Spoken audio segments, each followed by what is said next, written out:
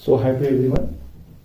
अब यहाँ पढ़ने जाने वाले इसका पार्ट 2 है ये। और इस पार्ट 2 में आपने कल देखा था कि एक फोरियर सीरीज थी और उस फोरियर सीरीज में हमने देखा कि उसका फॉर्मूला आता था f of x is equals to a0/2 plus summation of n is equals to 1 goes to infinity from an cos nx plus bn sin nx। तो अभी यहाँ क्या हुआ था कि उन्होंने यहाँ ये मेंशन किया है कि केस 1 में आता है, कभी कभार आपको जो थ्योरम है उसमें भी ये पूछा जाने वाला है कि जो कौन सा भी इसके हमने फिर यहाँ से फोरियर सीरीज के 3 वैल्यू निकाली थी। एक निकाली थी a0, उसका था 1/π into integration c goes to c plus twice pi into f of x dot d. उसी समान हमने an का भी निकाला था। an का था 1/π into integration integration c plus twice pi into f of x into cos nx dx। और उसी प्रकार से था एक bn का भी वही आएगा 1/π into integration of c goes to c plus twice pi into f of x dot sine nx dx। अभी अगर इसको आप ध्यान से देखोगे तो वो क्या होता है कि अक्सर वो कभी आपको बताएंगे कि जो कभी कभी इंटरवल दिए जाते हैं फोरियर सीरीज में, जो इंटरवल दिए जाते हैं वो कभी कभी डिफरेंट भी हो सकते हैं। जब वो डिफरेंट रहेंगे उसको किस प्रकार से लिखना है ये उन्होंने यहाँ पे मेंशन किया है।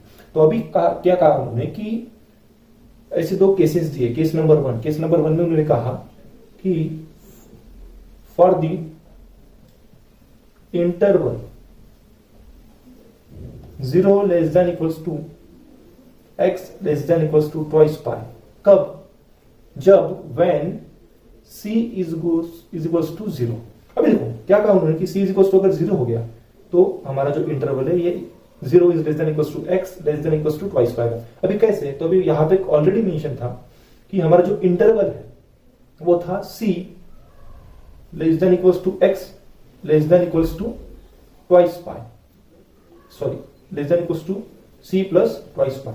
तो c की वैल्यू अगर 0 होगी तो यह आ गया c की जगह 0 less than equals to x less than equals to 0 plus twice pi. मतलब एग्जैक्टली अगर आप देखोगे तो क्या आ गया 0 less than equals to s less than equals to twice pi. उसी प्रकार अगर c की वैल्यू जैसे जैसे चेंजेस होते जाएगी उसी प्रकार आपके जो इंटरवल है वो डिफरेंट होते। तो हमने क्या देखा था कि फोरियर सीरीज में कभी कभार क्या होता है कि डिफरेंट इंटरवल्स आते हैं। डिफरेंट इंटरवल्स मतलब क्या था आपको पहले इस प्रॉब्लम में बता दिया था। इसमें जो सेकंड केस है उसमें क्या बोला जाता है कि जो हमारा इंटरवल होता है वो हर बार की तरह a0 is equals to 1/π integration c from c plus twice pi into f of x into cos nx dx। अभी क्या हुआ है कि यहाँ पे उन्होंने आपको क्या बताया कि जो इंटीग्रेशन की जो लिमिट्स दी गई है वो उन्होंने क्या कहा है कि c अगर -π हो तो आपकी जो सीरीज हो जाएगी वो हो जाएगी -π less than equal to x less than equals to pi. अब ये कैसे आया तो आपको बता दो कि यहाँ क्या मेंशन किया उन्होंने कि c limit c goes to c plus twice pi. अगर c की वैल्यू हमने -π बताई है इसका मतलब ये हो जाएगा, देखिएगा ये हो जाएगा यहाँ पे अगर डालिएगा तो यहाँ पे हो जाएगा ये वैल्यू को अगर यहाँ पुट करेंगे तो ये हो जाएगा c की जगह आ जाएगा -π और ये c की जगह आएगा -π plus twice pi into f of x dot cos nx dx। आप जितनी प्रैक्टिस करोगे उतना आपको आएगा। So I think practice is must, आपको तो वो करना ही पड़ेगा। अगर आप देखोगे अच्छी तरह से तो 2π -π कुछ भी नहीं, मतलब 1 यहाँ पे मेंशन है। 2π मतलब 2π में से 1π निकला तो यहाँ पे रिमेनिंग कितने रह गए 1/π इंटू -π 2π। देखो 2π में से 1π माइनस हो गया तो अभी यहाँ पे कितने रह गए F of x into cos nx dx। इसी प्रकार यही सिमिलरिटी bn में भी होगी, वहां पे भी आपको यही पूछा जाएगा। सॉरी यहाँ पे आ जाएगा ये यहाँ, तो यहाँ पे भी आपको वही पूछा जाएगा कि 1/π into integration -π 2π f of x dot sine nx dx। अभी एग्जाम में मैक्सिमम हर बार पूछने जाने वाले जो क्वेश्चंस है वो करेंगे। और ये जो केस नंबर 2 दिया गया है ये आपको विंटर 15 में पूछा गया है। बस आपको वहां पे लिमिट्स जो है उन्होंने चेंज करके दी थी वो दी गई थी -π से लेके +π तक। यही आपको विंटर 15 के लिए पूछा गया था क्वेश्चंस। तो मैक्सिमम बीएससी में क्या करना पड़ता है, जितने भी लास्ट 5 इयर्स में आपको क्वेश्चंस आए वो आपको फाइंड आउट करने हैं, बस उतना ही करके जाना है।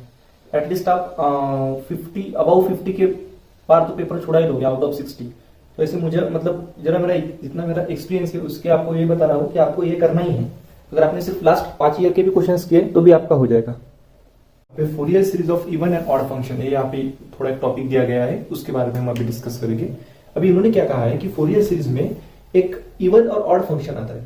अभी इवन और ऑड फंक्शन हम किससे कहेंगे, अगर ये आपकी फोरियर सीरीज है, अगर आपकी ये फोरियर सीरीज में हमने समझ लो कौन सी वैल्यू ले ली कि f of x equals to x ले लिया, तो इसमें क्या होगा कि अगर आपने x की वैल्यू -2 ले ली तो आपका जो फंक्शन है वो हो जाएगा -2। अगर आपने x की वैल्यू 3 ले ली तो आपका जो फंक्शन है वो हो जाएगा -3। तो अगर आप इसे ध्यान से देखोगे तो इसमें क्या होगा, आप कौन से भी वैल्यू लो और वो वैल्यू की अगर आपने वो x की वैल्यू ली और जो आपका फंक्शन है वो अगर उसी प्रकार से आ रहा हो, मतलब कि वो निगेटिव मोड में आ रहा हो, ये पॉइंट आप ध्यान में रख दीजिएगा। निगेटिव, अगर आपका फंक्शन निगेटिव ही आ रहा हो तो आप उसे ऑड फंक्शन कहेंगे। एक मेरा पॉइंट ध्यान में रखिएगा, अगर फंक्शन की वैल्यू आपने निगेटिव लेने की वजह से वो निगेटिव ही आ रहा हो तो आप उसे ऑड फंक्शन कहेंगे। और जिस वक्त ऑड फंक्शन होता है उस वक्त आपको ना ही a0 की वैल्यू निकालनी होती है, ना ही an की वैल्यू निकालनी होती है, आपको सिर्फ और सिर्फ bn की ही वैल्यू निकालनी होती है। तो एक कॉन्सेप्ट है जो मैंने आपको बहुत शॉर्ट इसमें बताया, प्लीज समझ लीजिएगा। तो ऐसे क्या होगा कि अगर x की वैल्यू कुछ भी रह सकती है, अभी फिलहाल समझ लो कि अपने x की वैल्यू कंसीडर की, यहाँ पे काम करता हूं मैं, x की वैल्यू कंसीडर करता हूं साइन थीटा, यहाँ पे लिखिए, सॉरी, अगर फंक्शन को मैंने लिखा साइन x, ठीक है, यहाँ पे देखिएगा, अगर मैंने फंक्शन को यहाँ पे डिफाइन किया कि f of x is equal to sine x है, और मैंने कहा कि आपको x की जो वैल्यू है वो है करीबन -3। तो अभी यहाँ क्या होने वाला है कि अगर x की वैल्यू -3 है तो ये फंक्शन हो जाएगा इस प्रकार, f of -3 is equal to sine of -3। अभी देखिएगा यहाँ क्या होगा कि आपको जो दिया गया फंक्शन है, अगर उस फंक्शन को आप ध्यान से देखोगे तो आपको दिखेगा कि आपका जो फंक्शन है साइन ऑफ -थीटा, मतलब यहाँ पे आपको फार्मूलाज मेंशन करके दिए, साइन ऑफ -x मतलब क्या होता है माइनस साइन x, इसका मतलब ये फंक्शन आपको आएगा -sin3, साइन ऑफ -3 मतलब ही -sin3। तो इसी प्रकार उन्होंने कहा है कि अगर आपने x की वैल्यू, अगर ये जो फंक्शन का जो x है उसकी वैल्यू अगर आपने निगेटिव ली और आपका जो फंक्शन की वैल्यू ये यहाँ पे प्रेजेंट हो रही है वो भी अगर निगेटिव ही आ रही हो तो उसे ऑड फंक्शन कहा जाता है। और जब फंक्शन ऑड होता है आपको सिर्फ और सिर्फ bn की वैल्यू निकालनी होती है, a0 और an की वैल्यू 0 होती है। बट एक पॉइंट देखिएगा कि जब bn होता है उसमें जो उसका फॉर्मूला आता है वो मतलब जो a0 और an का फंक्शन होता है उसी प्रकार से आएगा, बट इसमें थोड़ा लिटिल बिट चेंज है, स्लाइटली चेंज है इसमें। वो मतलब पहले फॉर्मूले में आता है 1/π, तो यहाँ आएगा 2/π। अगर यहाँ 2/π हो चुका है इसका मतलब लिमिट्स में भी कुछ ना कुछ चेंजेस होगी, तो लिमिट्स में चेंजेस आएगी। यहाँ पे 0 देखिएगा, ध्यान से देखिएगा, 0 to π into f of x into sine nx dx। अच्छी तरह से देखिएगा, कुछ भी चेंज नहीं हुआ है, सिर्फ और सिर्फ पाई के ऊपर 2 आया है, और ये जो लिमिट्स है वो अपने -π से लेके +π तक थे, तो उसकी जगह 0 से लेके π तक हो चुका है, बाकी पूरा की पूरा सेम है। फिर से एक बार देख लीजिएगा, f ऑफ x एक फंक्शन लिया हमने, वो है sin x, एग्जांपल में लिया है। उसके बाद उन्होंने क्या कहा कि अगर f ऑफ x का फंक्शन sin x लिया तो यहाँ क्या होते जा रहा है कि अगर आपने x की वैल्यू कभी निगेटिव आई तो ऑटोमेटिकली जो फंक्शन है वो निगेटिव हो जाएगा। क्यों? तो ये फॉर्मूले बहुत मस्त है, आपको ये ध्यान में रखने पड़ेगी, आप नोट डाउन कर लीजिएगा, या फिर आपको आपके हिमालय पब्लिकेशन की बुक में शायद पेज नंबर 1.5 में भी आपको मिल जाएगा, वहां पे उन्होंने यही मेंशन किया है तो आपको बाकी के भी फॉर्मूले यहाँ पे यूज करूंगा। तो उस वक्त अगर आपने एक्स की वैल्यू निगेटिव ली तो आपका जो फंक्शन है उसकी भी वैल्यू निगेटिव हो जाएगी। देखिएगा कुछ नहीं, यहाँ पे जो एक्स की वैल्यू है मैंने -3 डाली, अगर यहाँ मैंने -3 पुट किया तो साइन की जगह जो एक्स दिया गया है वहां पे भी -3 होगा। अगर वहां पे -3 हुआ तो हमने यहाँ पे लिखा है कि साइन ऑफ -x मतलब माइनस साइन x होता है, उसके वजह से ये जो इक्वेशन है f(x) की वैल्यू है वो निगेटिव आई। अगर वैल्यू निगेटिव आई तो जो फंक्शन हुआ, फंक्शन मतलब जो f(-3) हुआ वो ऑटोमेटिकली ऑड हो जाएगा, और ये ऑड फंक्शन होने की वजह से आपको a0 और an की वैल्यू जो है वो 0 हो जाती है और सिर्फ bn की वैल्यू निकालनी होती है। उसी प्रकार से मैं काम करता हूँ, यहाँ पे जो फंक्शन है उसको चेंज करके देखता हूँ, आपको वहां से भी कुछ आइडिया आ जाएगी। अभी देखिएगा, अगर मैंने इसी प्रकार साइन की जगह मैंने यहां पे लिख दिया है tan x, अगर आपने x की वैल्यू फिर से कुछ भी ले लो, शायद 2 ले लो या फिर कुछ भी जो वैल्यू आपको चाहिए वो ले लो, -2 ले लो। मैंने क्या कहा कि जब फंक्शन निगेटिव आएगा तभी उसे ऑड फंक्शन कहेंगे। तो अभी देखिएगा फंक्शन क्या हो गया है, -2 = tan of -2, फिर से tan of -2 मतलब क्या आ गया, tan of -x की वैल्यू आती है -tan2। तो ऑटोमेटिकली आप अगर देखोगे तो फंक्शन फिर से निगेटिव आया है। तो जब भी फंक्शन निगेटिव आता हो तो हम उसे ऑड फंक्शन कहेंगे। इसी प्रकार आपके ऑड फंक्शन आने की क्या क्या मतलब पॉसिबिलिटीज क्या है कि आपका जो फंक्शन है वो ऑड आएगा। तो उसके लिए जो उन्होंने पॉसिबिलिटीज बताई है वो उन्होंने पहले मेंशन करके दिया है कि जब भी x³ या फिर sin x या फिर tan x या फिर उसी प्रकार cot x हो गया और cos x रहेगा, तो उसी वक्त आपका जो फंक्शन है वो निगेटिव हो जाएगा, और निगेटिव होने की वजह से हम उसे ऑड फंक्शन कहेंगे। अगर वो ऑड फंक्शन हो गया तो उसकी वजह से a0 और an की वैल्यू ऑलरेडी 0 रहेगी। आपको सिर्फ और सिर्फ bn की वैल्यू फाइंड आउट करनी है। तो आप bn की वैल्यू जब फाइंड आउट करोगे उसके जो फॉर्मूला है उसमें स्लाइटली चेंज हुआ है, मतलब हल्का सा उसमें बदलाव आया है, और वो जो बदलाव है वो तरह की 1 की जगह 2 आया है, और ये 2 आने की वजह से या जो लिमिट्स है वो भी चेंज हो चुके हैं, वो लिमिट्स 0 से लेके पाई तक कन्वर्ट हुए। अभी इसी प्रकार अगर देखिएगा आपने x³ लिया, अगर हमने f(x) तो समझिएगा अगर x की वैल्यू मैंने -3 ले ली तो देखिएगा f(-3) = -3 to the power cube. अभी -3 का अगर क्यूब निकालोगे तो वो कितना आएगा, 27। बट अगेन आप फिर से देखोगे तो यहाँ f(x) की जो फंक्शन आया है वो निगेटिव आया है। अगर फंक्शन निगेटिव हो तो वो ऑड फंक्शन कहलाता है, और ऑड फंक्शन कहलाने की वजह से हमें सिर्फ और सिर्फ bn की वैल्यू निकालनी होती है। और इसी सिमिलरिटी के अनुसार आपको इवन फंक्शन की शायद थोड़ी बहुत जानकारी आ चुकी होगी कि जो फंक्शन निगेटिव वैल्यू पुट करने के बाद भी पॉजिटिव आता हो उसे हम इवन फंक्शन कहेंगे। तो अभी इवन फंक्शन के पास थोड़ा इवन फंक्शन को भी हम देखेंगे, किस प्रकार से इवन फंक्शन निकाला जाता है। तो अभी देखिए कि अगर आपका फंक्शन, पहले हमने ऑड फंक्शन देखा तो उसमें क्या था कि अगर अपने फंक्शन की वैल्यू निगेटिव ली और उसकी वैल्यू अगर निगेटिव ही आ रही हो तो हम उसे ऑड फंक्शन कहते हैं। और अगर आप यहां देखोगे अच्छी तरह से तो अब यहां क्या कहा उन्होंने कि अगर फंक्शन की वैल्यू आप कुछ भी ले लो, अगर आप चाहे हो तो एक काम कर लेंगे, मैं ले लेता हूं कभी x²। अगर आपने फंक्शन की वैल्यू निगेटिव ली फिर भी आपका जो फंक्शन है वो पॉजिटिव आना चाहिए। अभी सपोज में समझ लो कि यहाँ पे मैंने फंक्शन की वैल्यू जो कुछ भी रहेगी निगेटिव ले ली, कुछ भी डाल दिया, फिर भी आप देखोगे अगर आपने फंक्शन की वैल्यू निगेटिव ली तो इसका मतलब -x का अगर स्क्वायर निकालोगे तो वो ऑटोमेटिकली पॉजिटिव x² आ जाएगा। अगर आप देखोगे अच्छी तरह से तो फंक्शन की वैल्यू आप अगर निगेटिव भी ले लो फिर भी उसकी वैल्यू पॉजिटिव आएगी। फिर से एक बार देख लो कि अगर x² में मैंने कहा कि -2 लेता हूं तो मैंने f(x) = x² मेंशन किया है। उसी प्रकार f(-2) मतलब -2 का ब्रैकेट स्क्वायर, कुछ नहीं किया। यहाँ पे देखो x की वैल्यू अगर -2 डाली तो यहाँ पे भी जहां x मेंशन है वहां पे भी ऑटोमेटिकली -2 हो जाएगा। उसकी वजह से -2 का अगर स्क्वायर लोगे तो ऑलमोस्ट -2 मल्टीप्लाई बाय -2 कितना आता है, 2 2 4, माइनस माइनस प्लस।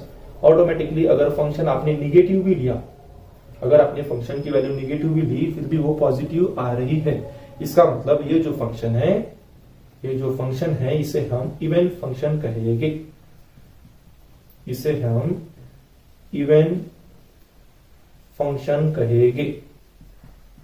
तो एक पॉइंट आप याद रख लीजिएगा। अगर देखिएगा, अगर इसी प्रकार अगर x की वैल्यू यहाँ पे अगर यही होता है f of x is equal to सादा x होता सिर्फ, अगर मैंने x की वैल्यू यहाँ -2 ली होती, अगर मैंने यहाँ x की वैल्यू -2 ली होती, तो यहाँ क्या होता ऑटोमेटिकली कि आपकी जो f ऑफ x की जो वैल्यू है वो भी -2 हो जाती। इसका मतलब जो आपका फंक्शन है वो निगेटिव लेने के बाद भी अगर निगेटिव ही रिजल्ट दे रहा हो तो हम उसे ऑड फंक्शन कहेंगे। अगर यहाँ निगेटिव वैल्यू लेने के बाद भी अगर वो पॉजिटिव वैल्यू दे रहा हो तो हम उसे इवन फंक्शन कहेंगे। और अगर इवन फंक्शन आपको दिया गया हो, अगर आपको इवन फंक्शन दिया और ऑड फंक्शन दिया गया हो, तो आपको पहले मैंने मेंशन किया कि ऑड फंक्शन में सिर्फ और सिर्फ a0 की वैल्यू भी 0 होती है, an की भी वैल्यू 0 होती है, सिर्फ और सिर्फ आपको bn की ही वैल्यू निकालनी होती है। उसका फॉर्मूला है 2/π × integration 0 to π × f of x sin nx dx। देखिएगा, इसको छेड़छाड़ मत कीजिए, ठीक है। अभी क्या होता है इसी में, अगर आपका जो फंक्शन है, अगर आपका फंक्शन है, यहाँ पे हमने पहले से देखा है कि cos की अगर वैल्यू ली, मतलब cos ऑफ -x लिया तो ऑटोमेटिकली cos x आ रहा है, मतलब यहाँ पे जो निगेटिव वैल्यू है वो ऑटोमेटिक पॉजिटिव होते जा रही है। इसका मतलब अगर आपका फंक्शन यहाँ पे इस प्रकार से मेंशन हो, जो उन्होंने कहा कि आपका जो फंक्शन है वो है cos x। अभी देखिएगा, अगर cos x होने की वजह से अगर यहाँ पे मैंने फंक्शन में x की वैल्यू -x भी ले ली, फिर से देखिएगा, अगर मैंने यहाँ पे x की वैल्यू की जगह -x भी ले लिया, फिर भी cos ऑफ -x की क्या वैल्यू आती है, तो cos ऑफ -x की आती है cos x। इसका मतलब देखिएगा, फंक्शन आपने निगेटिव भी लिया फिर भी उसकी वैल्यू पॉजिटिव आ रही हो, उसे हम इवन फंक्शन कहेंगे। तो ऐसे आपको यहां से आइडिया आ चुकी होगी कि कौन से इवन फंक्शन होंगे। तो सिंपल लॉजिक है, जब जब यहाँ पे f ऑफ x की वैल्यू शायद x² हो, क्योंकि किसी भी स्क्वायर निकालोगे, किसी भी दो नंबर का प्रोडक्ट निकालोगे तो वो हर बार आपको पॉजिटिव ही मिलेगा। दो निगेटिव नंबर का प्रोडक्ट निकालोगे तो आपको पॉजिटिव ही मिलेगा, चाहे वो इवन हो, चाहे वो नंबर इवन्स हो या फिर ऑड। तो अगर f ऑफ x की वैल्यू x² हो फिर भी आपको पॉजिटिव आएगा। अगर f ऑफ x जो फंक्शन का जो वैल्यू है अगर cos x हो तो अभी भी आपको पता है कि आपने निगेटिव लिया फिर भी पॉजिटिव वैल्यू आएगी। और उसी ही प्रकार और देखिएगा, यहाँ पे अगर फंक्शन की वैल्यू sec x हो तो उसी वक्त भी आपको पॉजिटिव जो वैल्यू है वो पॉजिटिव ही मिलने वाली है। उसी प्रकार x⁴ हो, ऐसे चाहे जितने भी फंक्शन हो, अगर फंक्शन की वैल्यू आपने निगेटिव ली हो तो उसका अगर आंसर पॉजिटिव आता हो तो उसे हम इवन नंबर कहेंगे या फिर इवन फंक्शन कहेंगे।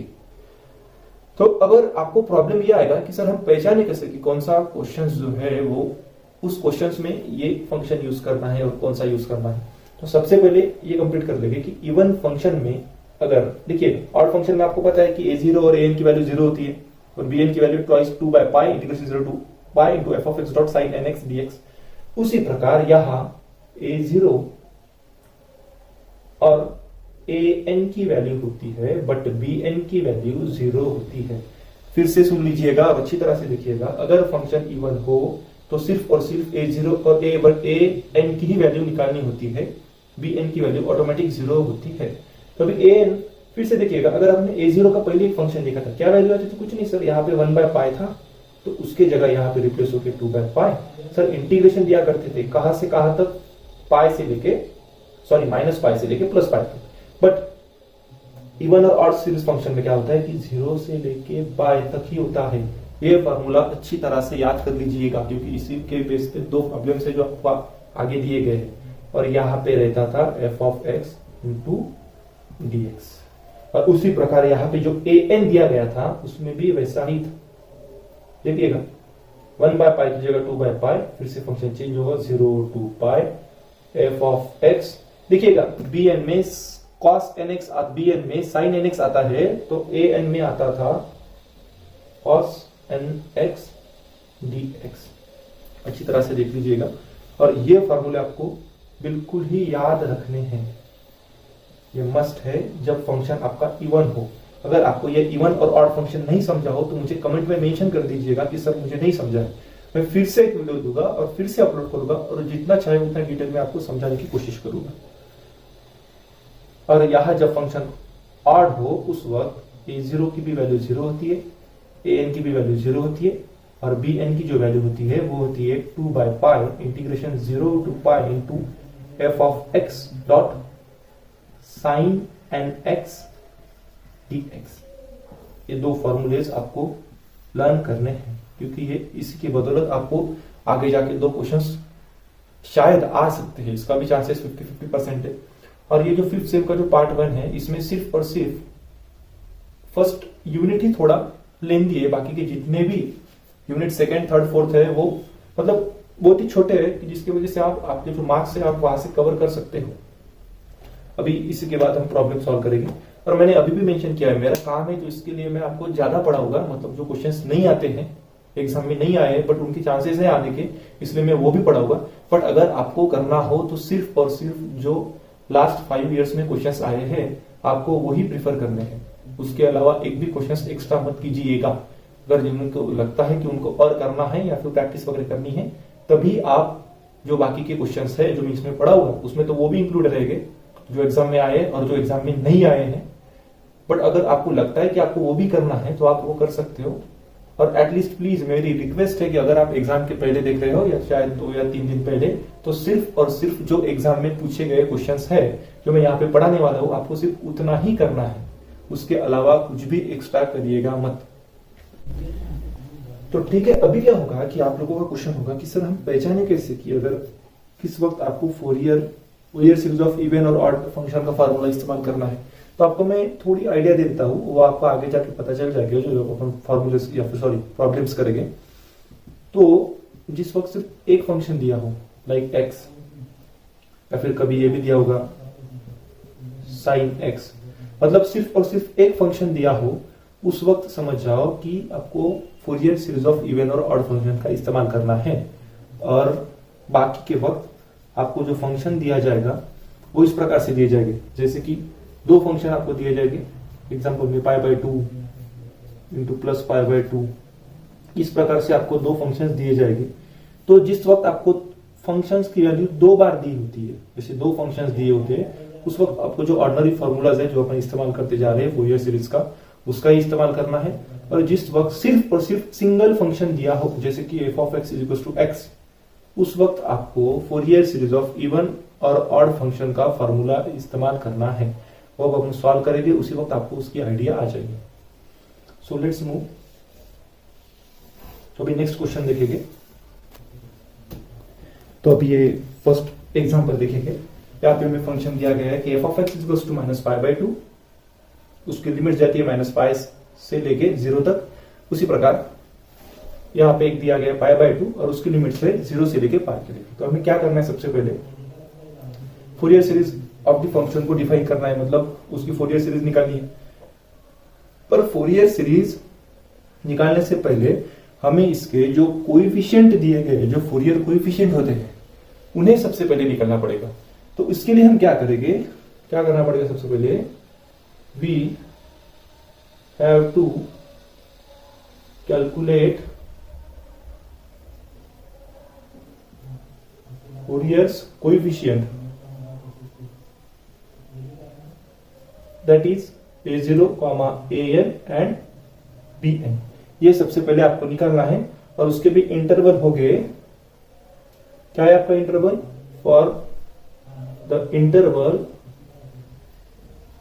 इंटरवल दिया गया आपको -π से लेके direct π, -π less than equal to x less than equal to π।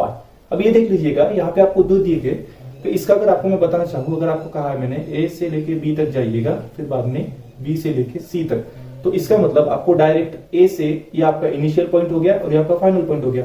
अगर मैंने कहा आपको कि आपको a से लेके पहले b तक जाना है, बाद में b से लेके c तक जाना है, तो इसका मतलब अगर आप देखोगे तो ऑल अराउंड आपको a से लेके b c तक जाना है। तो a से लेके c तक जाना है, ये आपको उसी प्रकार से यहाँ पे उन्होंने बता दिया कि सीधा -π से लेके +π तक आपको जाना है। अभी तो काम करेगा, सबसे पहले हम a0 की वैल्यू निकालेंगे। अभी a0 का हमारा क्या फॉर्मूला था, a0 का क्या फॉर्मूला था, a0 का फॉर्मूला था a0 is equal to 1/π integration, क्या दिया है आपको लिमिट्स, -π से लेके +π तक, F of x D x. वो आपको बताया था कि आपको जो इंटीग्रेशन होता है, जो आपका इंटरवल होता है, वो कभी कभी डिफरेंट होता है। तो उसी प्रकार यहाँ पे क्या है आपका इंटरवल, -π से लेके +π तक F of x D x. तो चलिएगा अभी हम वैल्यू पुट करेंगे। 1/π क्या है हमारा एफ ऑफ एक्स की वैल्यू होगी। सबसे पहले क्या दिया आपको, -π से लेके 0 तक, इसलिए -π to 0। फंक्शन क्या है आपका, -π/2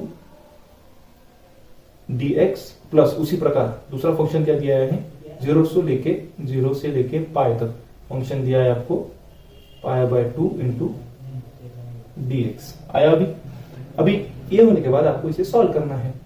1/π ब्रैकेट अगर अच्छी तरह से देखोगे तो कभी भी -π/2 इंटू dx, -π/2 तो कांस्टेंट हो चुका है, तो यहाँ पे 1 छुपा होता है।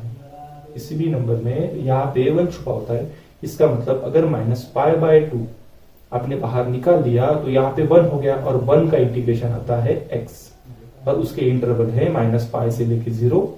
उसी प्रकार यहाँ पे भी 1 छुपा है, और उसके भी π/2 होने के बाद ये कांस्टेंट कहते हैं। π/2 ये कांस्टेंट हो गया, आपको पता होगा ना, 2x इसे कहते हैं हम कांस्टेंट, और इसे कहते हैं वेरिएबल। तो उसी प्रकार की कांस्टेंट है, इसकी कोई वैल्यू नहीं होती, इसकी 0 वैल्यू आती है।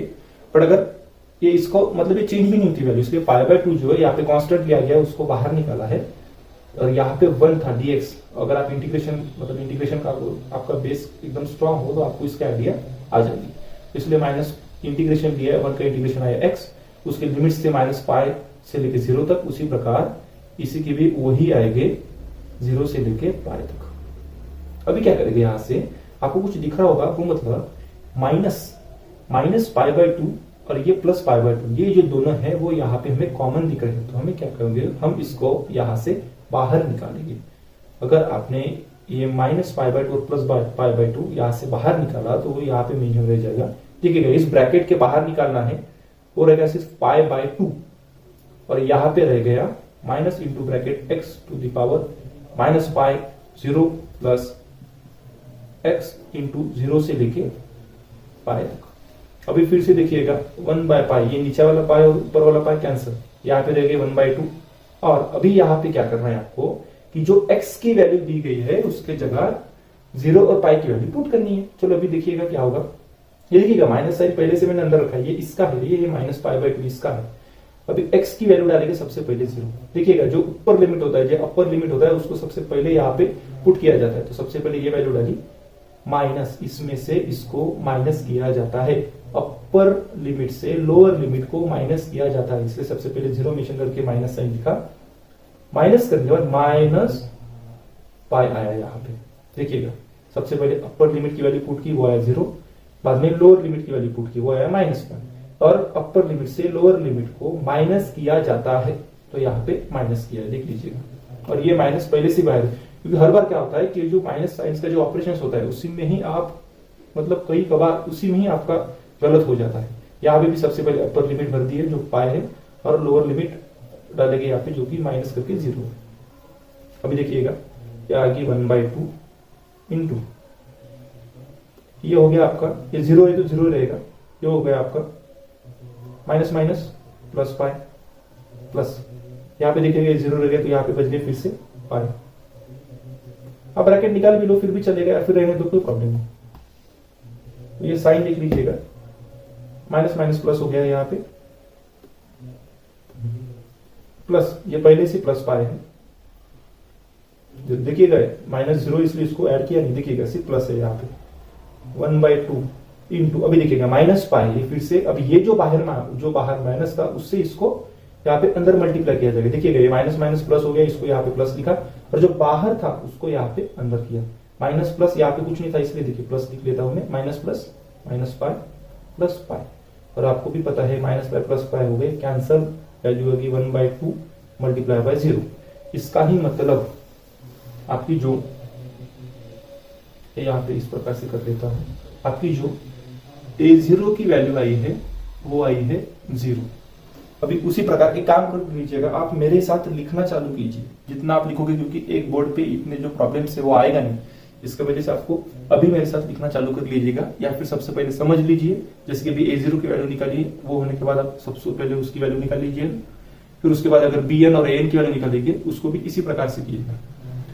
अभी हम निकालेंगे an, तो an को भी उसी प्रकार निकालना होगा। क्या है हमारा an का formula, 1/π into integration -π to +π f of x cos nx dx आया, सबसे पहले लिया। अभी उसी प्रकार से an की भी वैल्यू निकालेंगे। an इक्वल्स टू 1/π ब्रैकेट लगा दिए, फिर से क्या इंटीग्रेशन दिया गया है उन्होंने आपको दिया है -π से लेके सबसे पहले 0। फंक्शन क्या है आपका फंक्शन है -π/2 इंटू cos nx dx। और उसी प्रकार से देखिएगा प्लस साइन यूज किया है यहाँ पे। दूसरा क्या है आपका 0 to π, उसका भी क्या वैल्यू आएगी π/2 इंटू cos nx dx। ये लिख लिया आपने। अभी क्या करना है यहाँ पे, फिर से उसी प्रकार करेंगे 1/π। अभी आप यहाँ अगर ध्यान से देखोगे तो यहाँ पे लिमिट्स मेंशन नहीं थी, ये कांस्टेंट था और यहाँ पे कुछ नहीं था, मतलब 1 था और वो 1 को ही हमने वेरिएबल माना था। उसी प्रकार यहाँ पे भी वैसे ही होगा कि जो -π/2 है उसे हम वैसे ही रखेंगे। बट अगर आप ध्यान से देखोगे तो यहाँ पे जो cos nx है उसका इंटीग्रेशन लिया जाएगा, क्योंकि ये हो गया आपका कांस्टेंट और ये हो गया आपका वेरिएबल। तो यहाँ पे जो cos nx है, जिसकी यहाँ कुछ नहीं मेंशन था, मतलब 1 था, बट यहाँ पे मेंशन है, वो है cos nx dx। अभी इंटीग्रेशन ऑफ cos थीटा का इंटीग्रेशन आता है sin थीटा। तो उसी प्रकार अभी हम क्या लेके यहाँ पे, तो हम इसका आ जाएगा आपका sin nx अपॉन n। अभी आप पूछोगे कि यहाँ पे ये n कैसे आया, और ये जो आपकी लिमिट है वो हो जाएगी -π से लेके 0 तक। तो उसी प्रकार अगर आपको फार्मूला पता होगा इंटीग्रेशन का, तो उसका फार्मूला होता है कहा इंटीग्रेशन ऑफ x²। अगर x² का इंटीग्रेशन निकालना है तो आप क्या करोगे, तो कुछ नहीं, आपको एक ही करना है, x⁻n−1 अपॉन n-1। ये होता है इसका फार्मूला। मतलब क्या कि x के ऊपर जो कौन सा भी पावर है उसमें से 1 माइनस करो और जो वैल्यू आएगी उससे डिवाइड करो। मतलब x⁻, देखिएगा 2-1 अपॉन 2-1, देखिएगा डिवाइड किया है हमने, तो क्या आ गया यहाँ पे x अपॉन 1, मतलब कि सिर्फ और सिर्फ x।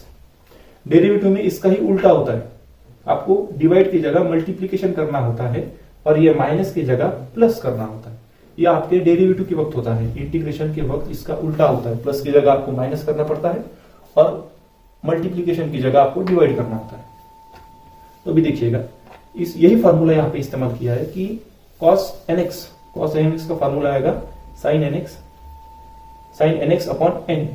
और यहाँ पे उन्होंने आपको ये लिमिट्स लगा दिए हैं हमने। उसी प्रकार ये देखिएगा दूसरा π/2 है, उसको भी उसी प्रकार वैसे रख दिए। यहाँ पे भी cos nx की वैल्यू आएगी sin nx upon n to the bracket 0 to π bracket complete. अभी देख लीजिएगा यहाँ क्या होगा, ये हमने लिखा 1/π। फिर से जो पहले a0 में किया वही करना है आपको कि π/2 उसकी वैल्यू बाहर निकाल देनी है पहले से ही। ये हमने निकाल दिया π/2 को पहले बाहर, यहाँ पे माइनस साइन जैसे कि वैसा रहेगा।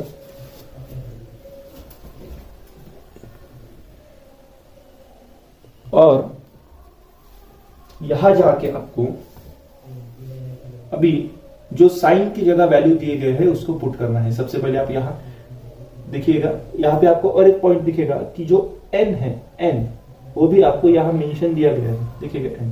तो सबसे पहले क्या करना है आपको, फिर से अपर लिमिट की वैल्यू डालेंगे यहाँ पे sin n multiply by 0 upon n minus sin n into -π upon n। मैं आपको बहुत डिटेल में बताने जा रहा हूँ, ये इसकी वजह से थोड़ा वीडियो लेंदी हो रहा है, पर एक बार कर लीजिएगा, आपको अच्छी तरह से समझ जाएगा। ट्यूशंस लगाने से अच्छा है अगर आपने यहाँ पे फोकस किया, शायद मुझे लगता है आप 2-2 महीने की ट्यूशन लगाने से अच्छा है अगर आपने यहाँ कंटिन्यू फोकस किया तो करीबन 1 हफ्ता में आप पार्ट 1 कंप्लीट कर लोगे। उसी प्रकार यहाँ पे प्लस करके साइन करके ये वैल्यू यहाँ पे बने। सबसे पहले upper limit sin nπ/2 sin nπ/n, देखिएगा पाई x की जगह x की वैल्यू डालनी है, x की जगह पाई डालना है, माइनस किया जाता है sin n 0 अपॉन n। अभी फिर से आपको वो फार्मूले जो पहले बताए थे वो इस्तेमाल हो गए। सबसे पहले माइनस कैंसिल हो गया, यहाँ पे बच गया 1/2 और ये यहाँ पे देख लीजिएगा sin n मल्टीप्लाई बाय 0 मतलब ये पूरी की पूरी वैल्यू हो गई है 0 माइनस, आपको सबसे पहले अभी जो हमने फॉर्मूला किया था वहां पे आपको मैंने फॉर्मूला मेंशन करके दिया है कि sine of minus pi, sine of minus x मतलब माइनस साइन एक्स, मतलब कि यहां पे क्या आने वाला है कि minus n pi by n, समझ लीजिएगा बराबर। जो आपको सबसे पहले बताया था साइन ऑफ माइनस एक्स, जो आपको टेबल दिया था यहाँ पे मेंशन करके सबसे पहले, उसमें मैंने आपको बताया था कि साइन ऑफ माइनस एक्स मतलब माइनस साइन एक्स होता है। उसी प्रकार sine of minus pi, sine of minus n pi is equal to minus sine n pi, यहां पे भी उसी प्रकार करना है। साइन ऑफ एन पाई तो जैसे कि वैसा ही रहेगा, पाई अपॉन एन माइनस, ये फिर से पूरी की पूरी वैल्यू 0 हो जाएगी क्योंकि sine 0 sine into n multiply by 0 मतलब पूरी की पूरी सीरीज ये 0 हो जाएगी। अभी देखिएगा अच्छी प्रकार से, ये सबसे पहले माइनस माइनस हो गए प्लस, तो ये हो जाएगा sine n pi by n, और उसी प्रकार से ये हो जाएगा आपका, हाँ एक ध्यान में रख जाइए, हर बार एक चीज ध्यान में रखिएगा, अगर कर्ली ब्रैकेट आपको हर बार क्लोज ही करना है, क्लोज मतलब दोनों जगह से आप लगा दोगे उसे क्लोज कहते हैं। Sine of n pi, sine of n pi by n, ठीक है। अभी देख लीजिएगा ये माइनस माइनस प्लस हो गया, बट फिर भी अभी भी यहाँ पे माइनस साइन मेंशन है। वो किसका है, तो ये पाई बाय 2 हमने कॉमन निकाला था, उसी वक्त यहाँ का हमने रख दिया था उसे, ये देखिएगा यहाँ से पाई बाय 2 कॉमन निकाला था, ये हो गया, इसको माइनस लगेगा फिर से, minus of sine n pi upon n plus sine n pi upon n, ये हो गया प्लस साइन एन पाई, ये हो गया माइनस साइन एन पाई, फिर से यहाँ पे ये हो गया 0, देयरफॉर यहाँ पे भी ए एन की वैल्यू हो गई 0। अच्छे से देख लीजिएगा, उसी प्रकार से हमें भी बी एन निकालना है, उसके बाद आपको फूरियर सीरीज निकालनी है। तो अभी मैं यहाँ पे इरेज करूंगा ये 0 वाली वैल्यू और वहां से कंटिन्यू करेंगे। यहाँ पे क्या किया गया है हमने, देख लीजिएगा, साइन ऑफ माइनस एक्स मतलब माइनस साइन एक्स, ये अच्छी तरह से देख लीजिएगा। इसी प्रकार से यहां हुआ है कि क्या, कि साइन ऑफ, ये 0 हो गया, सॉरी हाँ ये 0 हो गया है, sine of minus sine n of minus pi मतलब minus sine n pi upon n, तो ये देख लीजिएगा, ये यहाँ पे ये फॉर्मूला यूटिलाइज किया यहाँ पे, sine of minus x, n तो कांस्टेंट है उसको आप कुछ भी मत पकड़िएगा, sine n of minus pi मतलब minus sine n pi upon n, ये यहाँ पे इस्तेमाल किया गया है, उसी को ही कंटिन्यू किया। थोड़ा ध्यान से देखिएगा, अगर नहीं हो रहा हो तो एक वीडियो मतलब बैक करके देखिएगा। और रही बात, ये क्वेश्चन जो है ये अभी तक एग्जाम में नहीं आया है, तो आप प्रैक्टिस के लिए इसे कर सकते हो, पर अगर आपको लगता है कि सिर्फ एग्जाम के लिए करना है तो फिर इसके बाद के जो क्वेश्चंस आएंगे मैं वहां पे मेंशन करते जाऊंगा कि ये क्वेश्चंस इसी साल में आया है, तो आपको वही करने हैं अगर आप एग्जाम के वक्त कर रहे हो। तो अगर आपको लगता है कि आपको उसके पहले से करना है और अच्छे से अच्छे मार्क्स चाहिए हो, मतलब पूरा पेपर छोड़ना है, तो फिर आप ये जो आपको एग्जाम पर दिए गए ये प्रैक्टिस के तौर पर भी आप कर सकते हो। इसका इस्तेमाल मतलब इसका आपको यूज होगा, शायद कभी क्वेश्चन चेंज हो जाए तो आपको ये भी आ सके, तो अगर ये क्वेश्चन आ गया तो आप इसको सॉल्व कर सके। अभी हम A0 निकाला है, AN निकाला है, उसी प्रकार अभी BN निकालेंगे।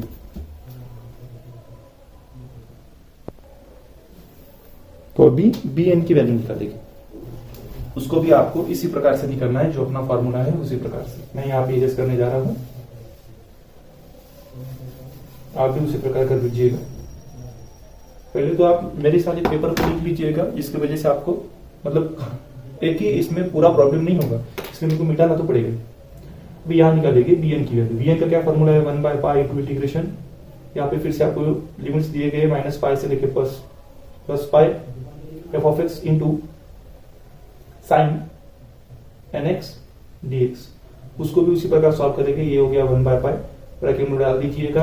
आपको लिमिट्स पहले क्या दिया है, माइनस पाई से लेके 0, आपको दिया गया है minus pi by 2 into sine nx plus integration 0 से लेके पाई इंटू क्या आपका ये function F of pi by 2 into sine nx dx। Okay, अभी आपको फिर से इसका इंटीग्रेशन लेना है। अगर आप अच्छी से आपको अगर पता होगा तो ये हो गया अपने कांस्टेंट, इसको पहले बाहर निकाल देंगे, माइनस पाई बाय 2 को, और यहाँ पे रह गया इंटीग्रेशन आपको लेना पड़ेगा साइन nx का। तो साइन nx का इंटीग्रेशन क्या आता है, अगर आपको पता होगा तो साइन nx का इंटीग्रेशन आता है cos nx, बट cos नहीं आता है तो माइनस cos थीटा आता है। अगर आपको इंटीग्रेशन पता हो तो integration of sine x is equal to cos minus cos x। Sine theta का इंटीग्रेशन आता है माइनस cos थीटा। अभी हम देखेंगे कि साइन थीटा का इंटीग्रेशन लिया वो है अपना minus cos nx by n, वही बताया आपको, जो भी आपका कोई कांस्टेंट होगा उससे हमें डिवाइड होने वाला है, प्लस ये देखिएगा ये इंटीग्रेशन मैं इरेज कर रहा हूं यहाँ पे। एक काम कर लीजिएगा, आप कभी भी इसके बाजू में एक इंटीग्रेशन का टेबल जो फॉर्मूलेज होते हैं वो आप प्रेजेंट रख दीजिएगा, मतलब वो मतलब उसको देख के आप यहाँ पे सॉल्व कर सकोगे। आप जितनी ज्यादा प्रैक्टिस करोगे आपको उतने ज्यादा आप उसमें बेटर होते जाओगे। यह कि आपके लिमिट्स माइनस पाई से लेकर 0 तक, उसी प्रकार इनटू देख लीजिएगा साइन का हो जाएगा minus cos nx upon n, फिर से लिमिट्स आएगी इसके 0 टू पाई। अभी यहाँ ध्यान से देख लीजिएगा, जब आप इंटीग्रेशन कर ले तो उस वक्त dx आपको लिखने की जरूरत नहीं, यहाँ पे मैंने dx मिस कर लिया है, पर आप कंसीडर कर लो, मतलब लिख लेना। अभी क्या होगा देखिएगा, cos ऑफ माइनस nx नहीं कहा मैंने, तो मैंने यहाँ क्या लिखा है कि माइनस cos nx। तो देख लीजिएगा क्या होने वाला है कि माइनस माइनस यहाँ पे हो जाएगा प्लस पाई बाय 2, ठीक है, और ये हो गया हमारा cos nx upon n। Integration तो निकाल लिया है हमने, बट उसकी जो वैल्यूज है वो अभी भी पुट नहीं की। उसी प्रकार ये पाई बाय 2 ये तो जैसे कि वैसे रहेगा, बट प्लस माइनस ये हो जाएगा प्लस माइनस, ये हो गया माइनस। तो अच्छे से देख लीजिएगा साइन का रूप, यहाँ पे प्लस पाई बाय 2 है ना, तो ये अगर ये माइनस को हमने बाहर निकल लिया तो ये हो जाएगा प्लस माइनस, क्या होता है प्लस माइनस होता है माइनस, इसके वजह से यहाँ पे आया माइनस, और यहाँ पे जैसे कि वैसे ही cos nx अपॉन n हम 0 टू पाई। अभी देखिएगा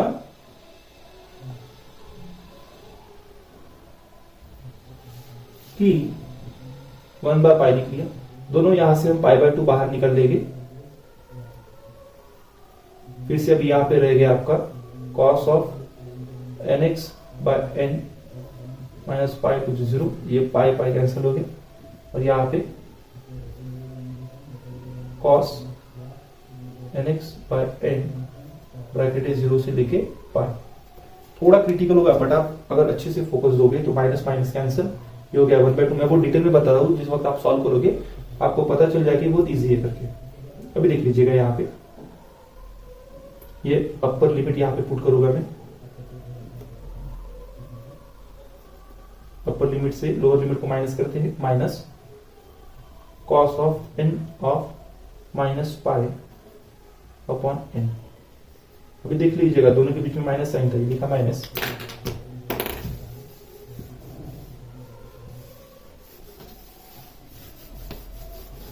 मेरे साथ एक पेज पे लिखते जाइएगा। यही चैप्टर थोड़ा डेली नहीं है, अगर आप उसको प्रैक्टिस करोगे तो आपको भी अच्छी तरह से आ जाएगा। सिर्फ थोड़ा प्रैक्टिस की जरूरत है। एक प्रॉब्लम देखने के बाद अगर आपने 2-3 बार भी इसको करके देखा तो आपको आ जाएगा।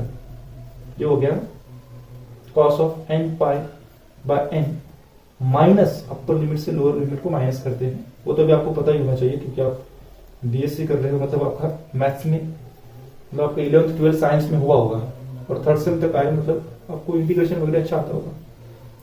अभी यह आने के बाद 1/2, अभी यहाँ पे सबसे मेन फॉर्मूले से आपको ध्यान से देखने हैं क्या होता है। तो यहाँ पे अगर आप अच्छी तरह से देखोगे तो आपको 2-3 पॉइंट्स यहाँ पे ऐसे नजर आएंगे कि cos ऑफ ये इसका वैल्यू हो गया 0, cos n मल्टीप्लाई बाय 0, मतलब ये हो गया पूरा का पूरा cos 0 अपॉन n। अच्छे से देखिएगा माइनस, और ये हो गया आपका cos ऑफ माइनस पाई। आपको बताया था कि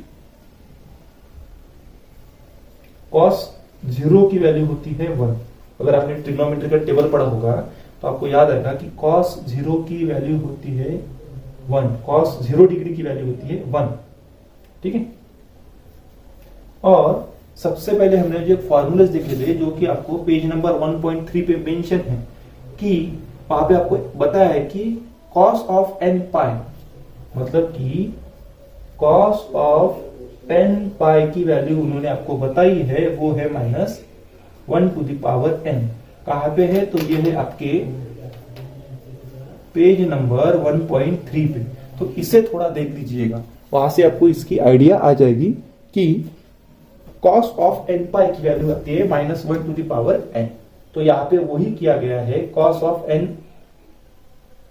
ऑफ माइनस पाई। अभी आपको बता दिया था पहले, और ये तीन बातें यहाँ पे देख लीजिएगा, ये सबसे मस्त किया है यहाँ पे हमने कि cos ऑफ -x मतलब cos x। अगर फंक्शन की वैल्यू -n हो, मतलब अगर आपको जो फंक्शन है वो माइनस भी हो फिर भी उसकी वैल्यू प्लस ही आती है। तो वहां पे एग्जैक्टली यही हुआ। अगर आप यहाँ ध्यान से देखोगे तो मैं डायरेक्ट लिख लेता हूं, नहीं एक स्टेप बढ़ा दूंगा। वो ये हो गया कि cos of n cos n of minus pi मतलब cos n पाई बाय जैसे कि वैसे n। ये देख लीजिएगा, अगर नहीं समझा हो तो मुझे जो इस फिर से एक बार बता दीजिएगा, उसको मैं रिपीट करूंगा। अगर बताना हो तो कमेंट बॉक्स में सिर्फ इतना ही मेंशन करिएगा कि इस टाइम पे जो आपने स्टेप की है वहां पे जो टाइम रहेगा उस पर मेंशन कीजिएगा। वो टाइम को उस कमेंट में मेंशन कर दीजिएगा और वहां पे मुझे बताइए कि यहाँ से जो पार्ट है वो फिर से एक बार समझाइएगा करके। तो यहाँ पे क्या किया, cos of n of minus पाई। तो हमने यहाँ पे देखा कि cos ऑफ -x मतलब cos x आता है, उसी प्रकार यहाँ पे इसे लिखा गया है। अभी ये होने के बाद इंटू फिर से cos ऑफ n पाई। अगर आपको यहाँ पे मैंने बताया है, सबसे पहले इसे सॉल्व कर लीजिए, इसको इसी प्रकार रखेंगे माइनस cos n इंटू 0 मतलब ये पूरी वैल्यू 0 हो गई। और आपको यही कहा था कि cos 0 मतलब हो गया ये cos 0 अपॉन n। और अभी यहाँ पे सॉल्व करके देखिए,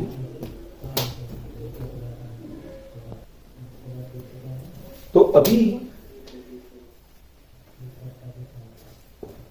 cos 0 हो गए। तो आपने देख लिया कि cos 0 डिग्री की वैल्यू आती है 1। तो उसी प्रकार यहां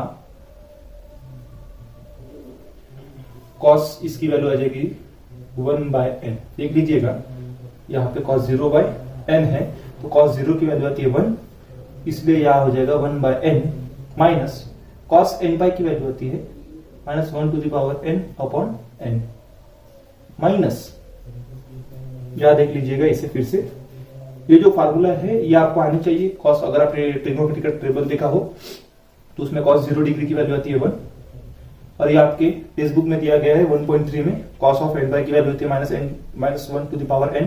तो आप देख लीजिएगा जो आपको सबसे पहले हमने बताया था पार्ट 1 में जो मेंशन किया था उसी में किए है पूरे। और cos ऑफ -x तो cos x की वैल्यू, तो वो भी आपको इसी वीडियो के पहले मतलब एक टेबल में आपको बता दिया गया है। ये जो बेसिक रूल्स है वो तो आपको आनी चाहिए।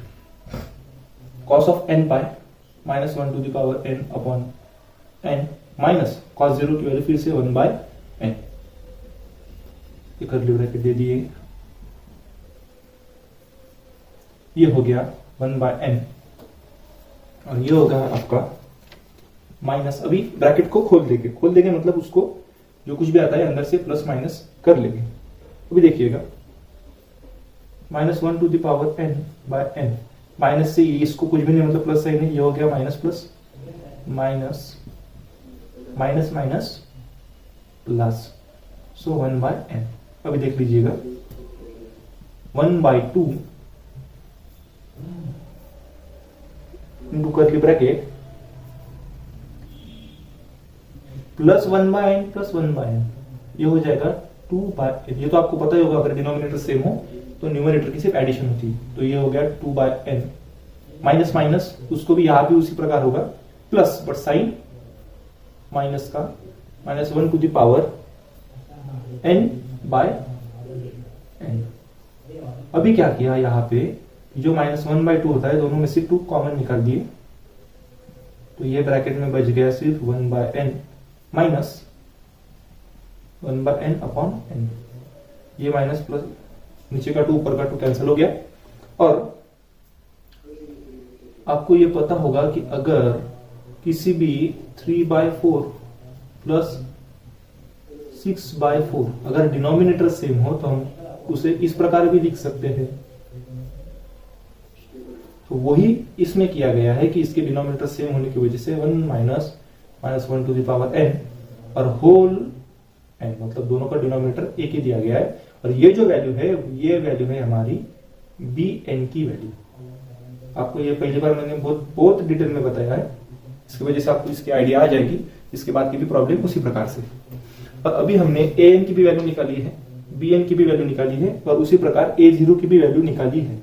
अभी हमें क्या करना है कि ये जो वैल्यूज है वो हमें अभी फोरियर सीरीज के इसमें पुट करनी है। तो मैं फिर से इसको इरेज कर रहा हूं। ये सब आप एक बुक पे लिख लीजिएगा, फिर उसको एक बार पढ़िए, फिर से वीडियो देखिए। उससे आप अगर एक बार वीडियो को टैली करेंगे या फिर आपके टेक्स्ट बुक में जो दिया गया है उसको टैली करते जाओगे तो आपको आइडिया आ जाएगा। टेक्स्ट बुक में क्या होता है कि जो मैक्सिमम स्टेप्स होती है वो स्किप कर देते हैं, वो सीधा डायरेक्ट आंसर लिखा जाता है, तो इसकी वजह से आप लोग कंफ्यूज होते हैं। और हाँ, प्रैक्टिस करिएगा, जितनी प्रैक्टिस करोगे उतना बेटर होगा। तो एक बार लिख लीजिएगा, मैं इरेज करने वाला हूं। और अभी आपको निकालना है फोरियर सीरीज के। आपने 3 वैल्यू निकाल ली है, एक हो गया a0, an, bn और उसी प्रकार से अभी आपको फोरियर सीरीज की वैल्यू निकालनी है। तो वो किस प्रकार से निकालोगे? तो आपने तो पहले देखा है कि हमारी तीनों भी जो वैल्यूज आई है, कौन सी a0 की वैल्यू भी हमारी 0 आई है, उसी प्रकार आपकी an की भी वैल्यू 0 आई है, बट bn की जो वैल्यू है वो आई है 1 minus of -1 to the power n upon n। ठीक है, तो अभी आपको क्या करना है, आपको अभी फोरियर सीरीज की वैल्यू निकालनी है। मतलब जो अपना फोरियर दिया है ना, एफ ऑफ एक्स जो फंक्शन दिया ना फोरियर सीरीज, उसकी वैल्यू निकालनी है। उसका क्या फॉर्मूला है? तो उसका फॉर्मूला है a0/2 plus summation of n is equals to 1 goes to infinity into an cos nx plus bn sin nx, bracket complete. अभी क्या करना है, फोरियर सीरीज के निकालने के लिए a0 की वैल्यू हमने सबसे पहले निकाल दी है, वो कितना है 0/2। उसी प्रकार हमने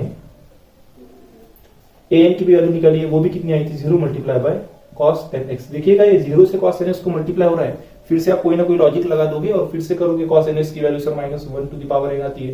वैसा कुछ नहीं, यहाँ पे ये प्रोडक्ट है, ये मल्टीप्लीकेशन हो रहा है, तो उसको अच्छी तरह से देख लीजिएगा। और यहाँ पे जो आपकी वैल्यू दी है bn की वैल्यू, वो आई है 1 minus of -n upon n into sine nx। ये भी 0 हो गया अपना। तो बचा क्या? तो बचा सिर्फ और सिर्फ submission of n is equals to 1 goes to infinity into 1 minus 1 to the power n।